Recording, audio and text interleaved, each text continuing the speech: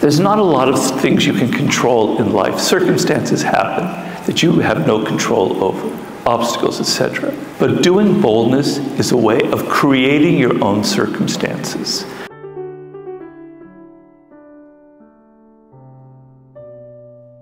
In the year 1878, Thomas Edison was this 31-year-old inventor. He had invented an improvement for the telegraph system, and he had invented the phonograph record, which was a remarkable thing, how to record the voice. So he was beginning to have a name for himself.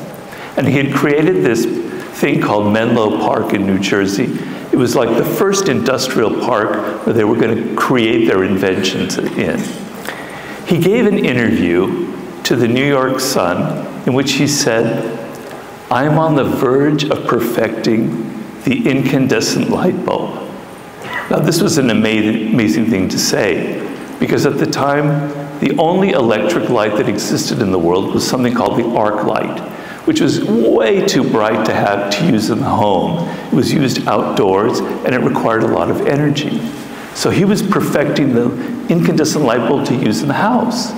And then he said, within 5 years, I am going to light the entire city of New York with electric light. Well, this created an incredible stir. The manufacturers, the presidents, the investors of gas companies started to panic. They had a monopoly on lighting in American homes, the infamous gas light, right?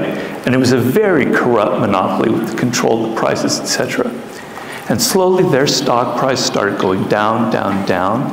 And money started flowing in to Thomas Edison, because to be able to light the entire country with this light bulb, the profits were just astronomical. You couldn't even imagine it. So Edison returned to Menlo Park, and his team of people looked at him strangely and said, "Mr. Edison, what were you talking about? We're not anywhere near perfecting the incandescent light bulb. And to light the city of New York, I mean, that's a dream, that's impossible." And he said, "Well, gentlemen, I made that promise.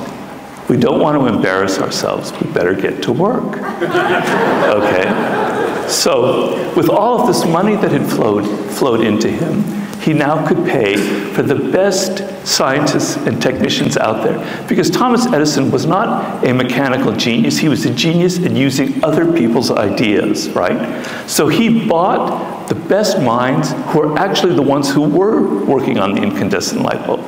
And within 2 years, he did actually create the perfect light bulb.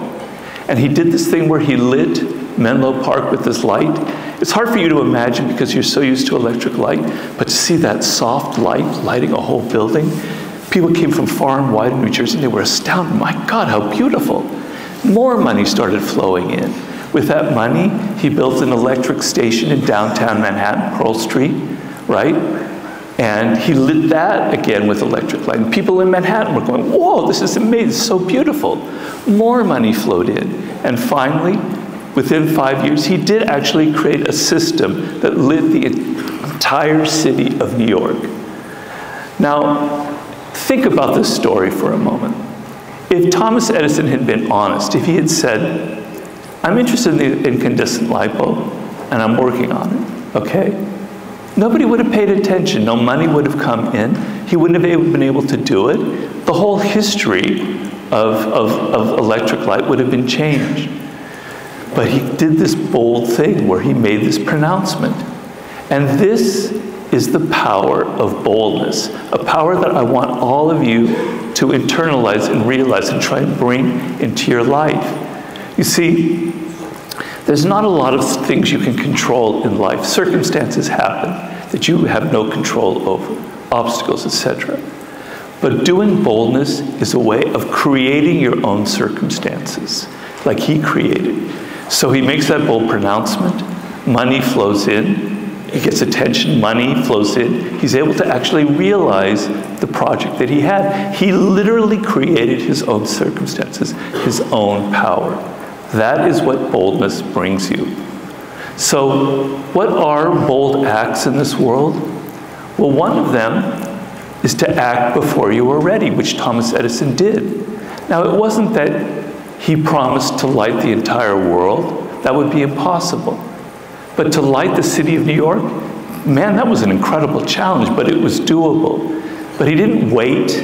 Like many of you might be thinking of starting a business and you go, I'm not ready for it. I need to go back to business school. I need more money. No, you go into it, you enter action before you are ready. It's a bold act that you play on your own brain. Because what happens when you do something like that is you energize yourself. You have to now, you don't want to embarrass yourself. You committed to this thing, you committed to this business, to this idea, and you have to prove yourself.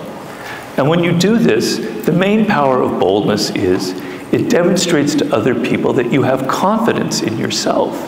And confidence is like a drug.